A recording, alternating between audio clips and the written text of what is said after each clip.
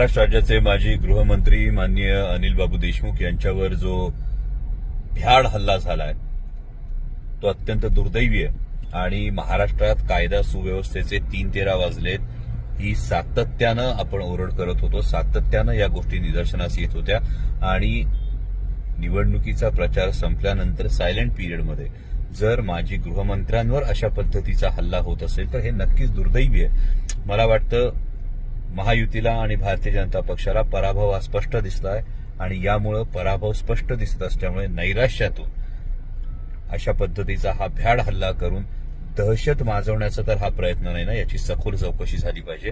या भ्याड हल्ल्याचा मी निषेध करतो आणि माननीय अनिलजी देशमुख यांच्या प्रकृतीत लवकरात लवकर सुधारणा व्हावी अशी प्रार्थना करतो। Subscribe the channel. Thanks for the watching Maharashtra News Wali.